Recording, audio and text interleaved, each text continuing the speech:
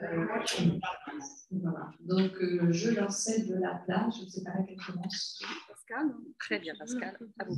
Alors, l'idée, c'est de vous mettre plutôt par ici pour que vous puissiez voir. Ah oui, très bien, ce que je regarde. D'accord, très bien. Écoutez, bonjour à tous. Merci d'avoir pensé que l'expérience de PATSTEC avait toute sa place dans cette journée sur l'interdisciplinarité. On en discutait rapidement avec Catherine hier. On se demandait si on était dans l'interdisciplinarité ou de la transdisciplinarité. Moi, en tout cas, je fais une différence entre les deux, mais avec des spécialistes comme il y a dans cette salle. Je vais m'excuser si jamais je n'emploie pas le terme le plus adéquat en fonction du contexte. Ce qui est intéressant dans cette mission que va vous présenter Catherine, puisque c'est elle qui en est à l'origine, et ça fait depuis 20 ans qu'elle porte cette mission nationale au CNAM, d'abord en Pays de Loire, mais au CNAM depuis 2003, donc ça fait maintenant longtemps. Et donc, oui, ce que nous disions, c'est que en fait, la première rencontre, elle est pas que disciplinaire, elle est aussi entre les métiers, puisqu'en fait, PATSTEC, dont le développement et patrimoine scientifique et technique contemporain, en fait, c'est la rencontre du patrimoine de demain, donc d'un ensemble de métiers, de compétences et de savoir-faire qui, sans préoccupation disciplinaire, finalement, ont un objectif, en revanche, qui est toujours le même, qui est de répertorier et de préserver ce qui doit l'être pour l'avenir. Donc, cette mission a été lancée autour de ce sujet. Pourquoi a-t-elle été confiée par le ministère au CNAM? C'est très probablement à cause grâce au rôle particulier que joue le Conservatoire des Arts et Métiers dans le paysage de la préservation des avancées technologiques qui ont pu se faire jour à travers les siècles. Le CNAM a été fondé en 1794, s'est installé dans le couvent Saint-Martin en 98.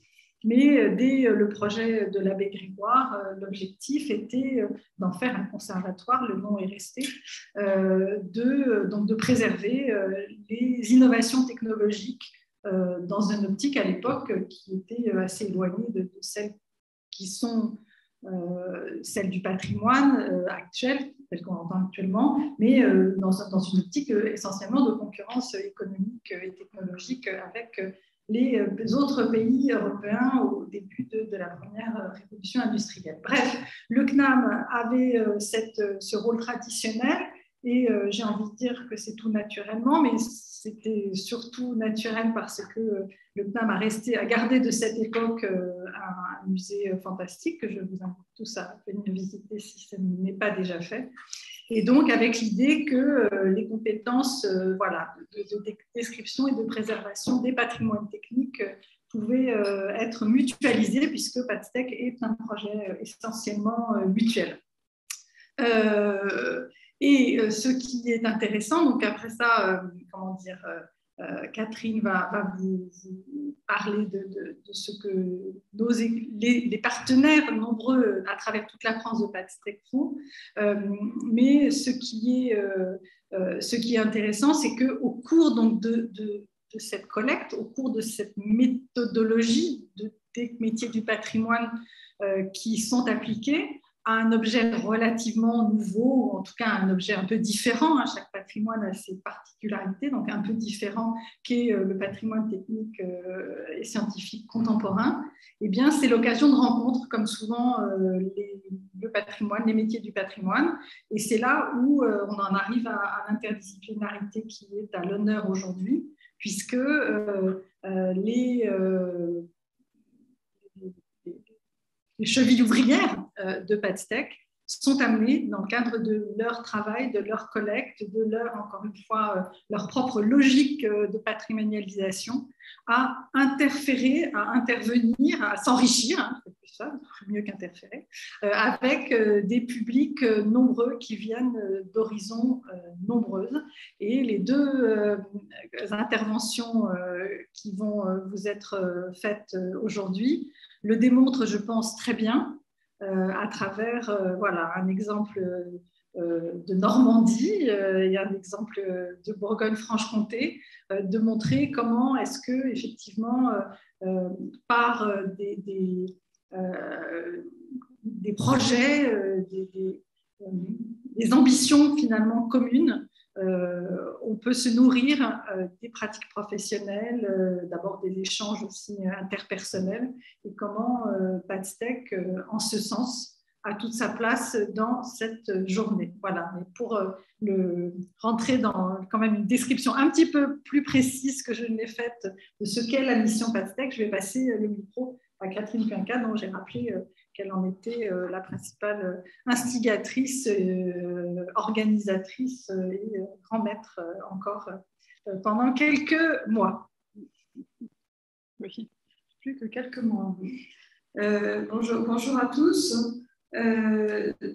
Merci aux organisateurs, merci Pascal pour avoir présenté le contexte. Donc peut-être c'est intéressant de rappeler ce qu'on appelle contemporain.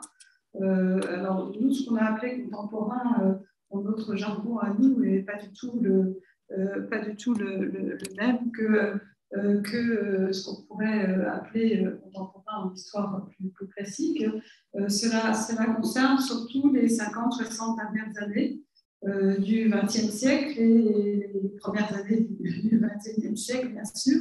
Et en particulier, ce qui nous a intéressé dans ce projet, c'était l'instrumentation scientifique, les savoir-faire. Donc, à la fois ce qu'on appelle vulgairement le futur patrimoine matériel et le patrimoine futur aussi immatériel que peut-être la collecte des savoir-faire dans chaque région, comme vous le verrez, qui constitue le réseau dont je vais vous parler rapidement tout de suite. Merci Pascal, c'est toi qui fais. Voilà. Donc l'origine de la mission, on en a un peu parlé, peut-être juste un petit aparté rapide qu'on aime bien rappeler, c'est que c'est vrai qu'avant de devenir nationale en 2003, cette mission avait commencé à faire ses preuves, je dirais, son expérimentation au sein d'une région en Pays de Loire, ce qui nous a permis beaucoup plus facilement après d'essayer de généraliser les méthodes et les pratiques qui avaient été mises en place à l'échelle d'abord locale puis régionale, donc à Nantes et dans sa région. Elle a ensuite été développée avec la création d'outils, une base de données, un site web, et puis aussi pour collecter les savoir-faire et la mémoire des chercheurs qui ont utilisé les instruments dont on va vous parler tout cet après-midi. Il y a des concepts qui étaient nés. Un avait été employé par d'autres qui sont nés ensuite.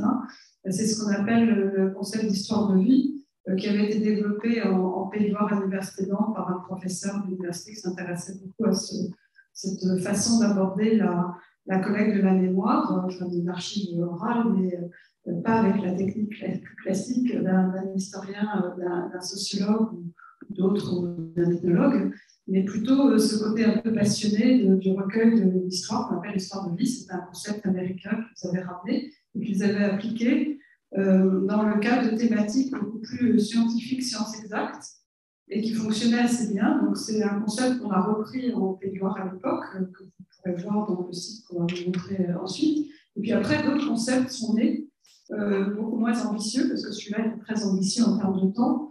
Et donc, en 2003, comme le disait Pascal, on a, suite à une lettre du ministère de la Recherche, on a développé la mission nationale qui était portée par le CNAM, à l'époque la direction de la culture scientifique et technique.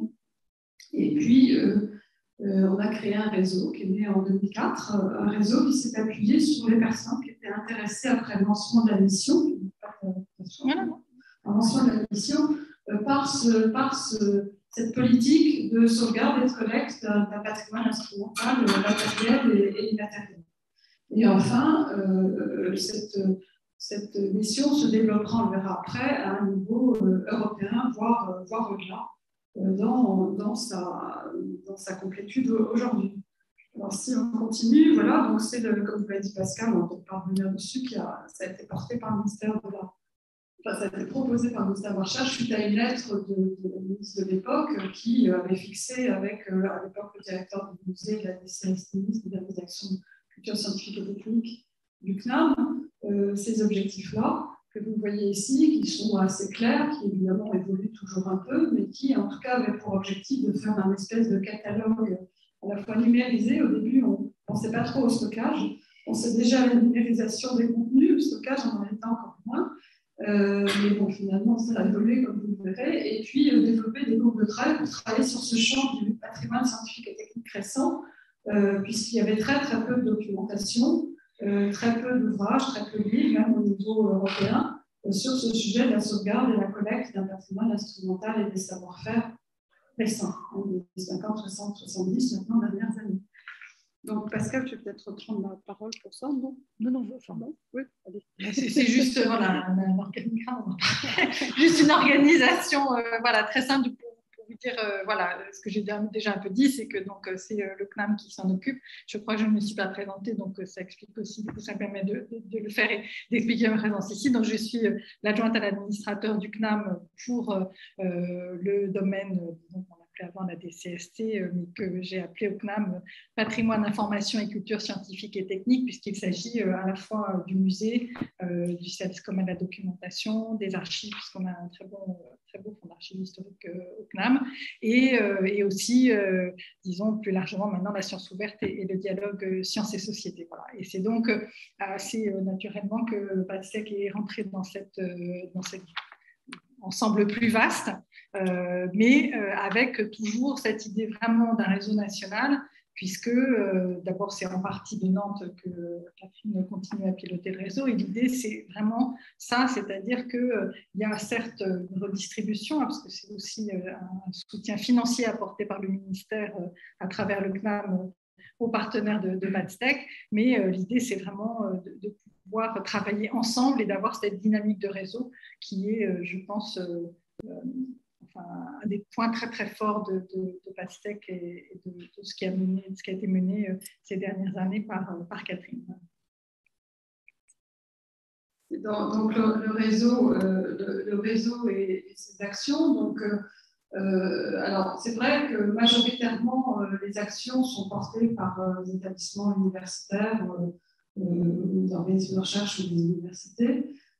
Cependant, il y a aussi des CNAM en région, évidemment, qui sont porteurs et pour cause. C'est quand même là aussi un réseau au CNAM, donc c'était assez logique de travailler avec eux également. Des musées scientifiques aussi, hein, qui ont souhaité venir dans ce réseau. En fait, c'est un peu en fonction des volontés et des besoins locaux, mais chacun, en tout cas, crée un comité de pilotage et un comité scientifique. Le comité de pilotage permet de regrouper l'ensemble des acteurs locaux, qu'ils soient bibliothèques, archives, universités, musées, en tout cas personnes intéressées par cette thématique inventaire général, bien sûr, parce que je vois Jean-Pierre Bonneau, donc sinon je vais me faire taper sur le doigt si je ne fais pas de non, je plaisante Jean.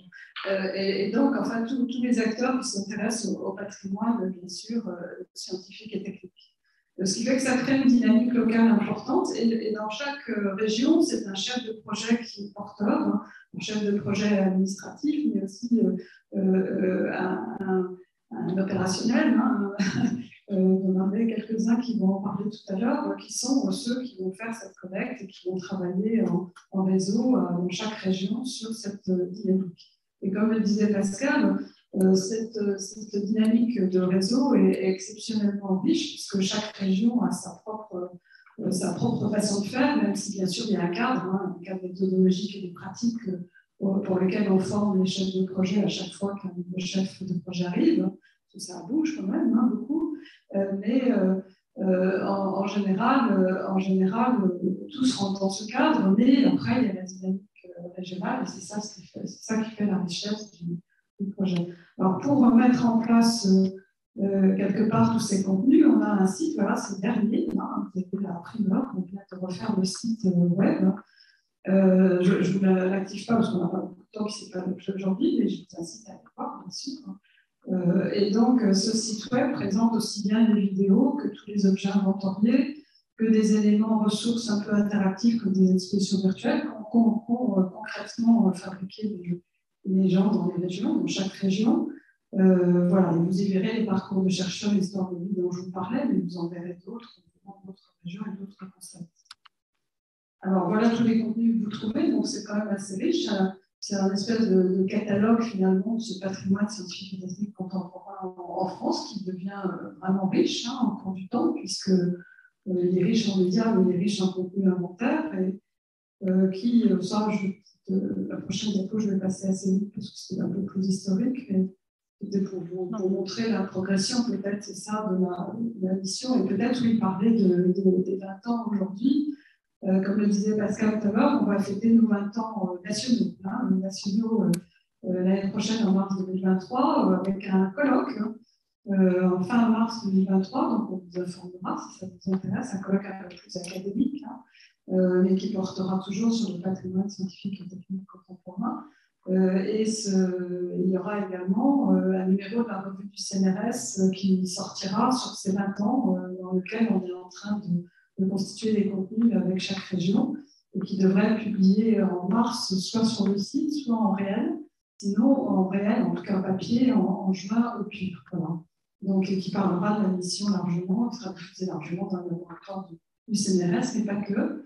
Alors aujourd'hui, en nombre de fiches d'instruments d'inventaire documentés, c'est-à-dire avec une description qui dépasse la description physique de l'objet, mais qui explique aussi le fonctionnement scientifique de l'objet, ce qui fait qu'à défaut de documents scientifiques, de livres ou d'ouvrages synthétisés aujourd'hui, cet apport-là est quand même assez exceptionnel et intéresse beaucoup tous les porteurs, mais aussi même au niveau européen, les musées scientifiques et techniques avec qui on travaille.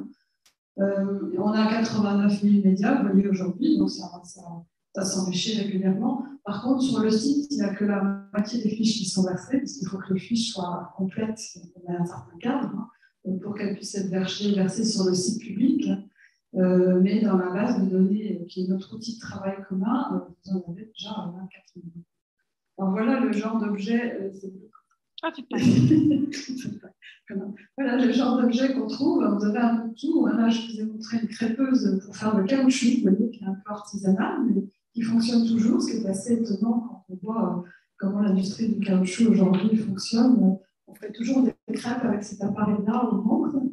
Un pilote industriel qui est à l'unité de Saint-Nazaire qui sert pour des études de génie des procédés, et un des premiers ordinateurs portables, un Osborne, qui était assez lourd, assez gros et assez lourd à l'époque, mais on trouve que c'est quand même intéressant de vous montrer ce genre d'objet. Il y en a d'autres. Alors, notre problématique, vous voyez aussi sur comment on fait pour garder une TEP, un scan de cette importance, comment on garde un microscope électronique à balayage. Par contre, ça, c'est beaucoup plus facile, un circuit. Là, on a beaucoup moins de problèmes. Donc, vous voyez que derrière tout ce travail, on se heurte à des questionnements adaptés à ce champ du patrimoine scientifique et technique récent contemporain. Ou alors, on aime bien aussi montrer l'ergonomie des objets, comme une étude à deux postes seulement à gauche, une étude plus contemporaine, alternative, qui date des années 70-80. Qui permettent beaucoup plus de tubes à l'intérieur pour centrifuger. On a aussi des familles d'objets qui sont vraiment typiques des 50-60 dernières années, comme un spectroscope. C'est un spectroscope qui est vraiment typique de cette période et qu'on n'avait pas avant 1950, en tout cas sous cette forme et avec cette pratique et ce qu'on peut en faire aujourd'hui. Et on est en train de travailler aussi sur ces familles d'objets particulières des 60 dernières années. Qui sont les microscopes électroniques, qui n'existaient pas avant, avec les microscopes optiques, etc., les spectroscopes, la PCR, dont vous avez beaucoup entendu parler, et ainsi de suite. Sinon. Voilà, alors peut-être après, oui, bien sûr, pour travailler ensemble, on fait des ateliers très sérieux, pendant 3 jours, où on échange beaucoup entre nous. Le prochain sera à Rennes. La région qui nous reçoit nous profite pour nous montrer ce qu'ils ont fait comme travail, ce qu'ils ont collecté comme objet. Et puis récemment, une thématique, pour ne pas trop vous prendre de temps, récemment une thématique qui nous a rejoint tous, qui nous a permis de nous rejoindre tous, qui était sur les prototypes de laboratoire et les prototypes industriels. Et notre propos, qui a donné lieu à une exposition qui n'a pas ouvert parce que c'était le 16 mars 2020, donc qui était en place dans le musée, tout était là, tout était muséographié, les objets étaient présents. Mais on n'a jamais pu l'ouvrir. Donc, les collègues qui ont traité les objets l'ont vu, et le public, bien sûr, l'ont vu en juillet, de juillet à septembre 2020, mais c'est un peu court. Donc, elle est devenue itinérante, mais sous une forme autre, puisque on en a fait des panneaux, on en a fait un dossier fichier que l'on peut envoyer aux collègues des régions qui souhaitent refaire une exposition prototype. Et peut-être tu pourras en dire un mot sur la première tout à l'heure, Baptiste, puisque c'est toi qui as fait la première itinérance de cette exposition prototype. Et on a fait un catalogue que, par contre, vous pouvez vous procurer, bien sûr, sur le sujet. L'intérêt, c'était de montrer comment on passait ou pas d'un prototype de laboratoire à un prototype industriel, et avec toutes les phases intermédiaires, ce qui explique une démarche scientifique sur un sujet comme celui-ci. Voilà. Enfin, on a eu des journées d'études cette année qui sont préliminaires au colloque de 2023. Une qui a porté sur les grands équipements. Je vous le disais tout à l'heure, c'était un sujet qui est redondant et qui est vraiment important, comme je suppose en Florence dans le patrimoine industriel, hein, que tu connais bien. La recherche au quotidien, ça c'était en Bourgogne, je pense que tu en diras un mot, on l'a dit tout à l'heure, Baptiste, et le patrimoine. Et puis la prochaine est à Clermont-Ferrand, le 21 et 22 juin, c'est ouvert, hein, ceux qui veulent venir, sur le sujet du repérage à la patrimonialisation des objets contemporains, avec un accent plutôt sur la protection, hein, sur la protection des objets. Voilà, alors je vous ai dit aussi qu'on travaillait beaucoup avec, par phase, avec les musées européens ou quelques musées internationaux. D'ailleurs, ce matin, j'ai eu Laura Ranzon du musée italien qui va venir un peu travailler en France et on a présenté on a fait ensemble des programmes européens qu'on a déposés en répondant à des appels d'offres. On n'a pas gagné, mais ça nous a permis quand même de constituer un consortium depuis 2008 autour du sujet du patrimoine scientifique et technique contemporain, où, je le dis parce que dire que la France est pilote par rapport aux autres musées de sciences et techniques européens. Donc, il nous aime bien beaucoup. Pour une fois que la France est pilote sur un sujet dans ce domaine-là, on est très fiers de le dire.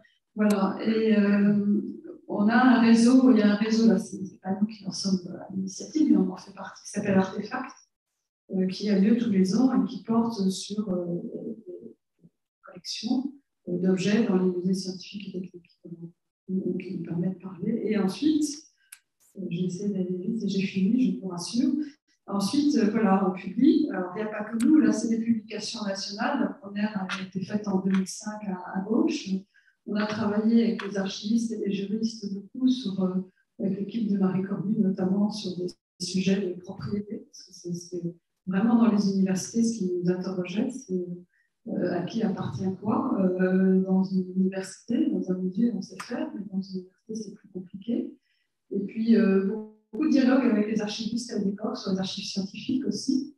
Et enfin, des concepts de DVD avant que les tuyaux des sites nous permettent de mettre autant de vidéos qu'aujourd'hui. Et puis, des livres qu'on a fait sur des séminaires et des colloques plus récents. Bon, et pareil, dans les régions, beaucoup de publications de façon générale. Voilà. Et pour conclure, parce que je ne veux pas dépasser le temps, pour conclure, bon, c'est un peu en vrac, hein, j'avoue que c'est encore en vrac, hein, mais on a mis les points qui nous semblaient positifs très, très rapidement aujourd'hui. Donc, on l'a dit tout à l'heure, le réseau national, le fait d'être à l'origine d'un réseau européen et bien sûr la constitution d'une documentation numérique forte à travers ce site et sa base de données. Et puis également le fait de garder une mémoire malgré tout, même si c'est encore à construire. Hein, la mémoire immatérielle, c'est quand même du travail et il faut le cadrer, le construire à terme, mais ça se construit tout doucement dans chaque région. Et puis la partie matérielle, bien sûr, qui est tout à fait construite. Alors les points améliorés, parce qu'il faut bien se critiquer toujours, mais on pourrait peut-être en rajouter, hein, parce que j'ai fait ça un peu vite là. Le point qui intéresse le côté peut-être interdisciplinaire dont on vous parler de nos collègues ensuite, hein, c'est de sensibiliser en permanence les universitaires ou partenaires, parce que parler de patrimoine hors musée ou hors structure historique, hors structure culturelle, c'est toujours complexe. Et quand on est au sein d'une structure universitaire notamment, il faut expliquer tout le temps. Et comme les gens bougent beaucoup, passe un peu de temps, je pense, à sensibiliser, à expliquer. Et puis, il se pose beaucoup de problèmes dans ces structures aussi de stockage, évidemment, de conservation, puisqu'on est hors musée. Pas de valorisation, c'est peut-être le point qui est le plus dynamique et le plus facile, mais sauf quand on a affaire, comme je le disais tout à l'heure, à des objets de grande taille qui sont difficiles à stocker et à garder. Je ne parle même pas de la question de se demander qu'est-ce que garde cet objet de grande taille, puisque ça rentre dans le point 1, qui est la question du tri et de la sélection, qui reste un point important sur le patrimoine récent. Voilà, je crois que je vous ai tout dit un peu vite, mais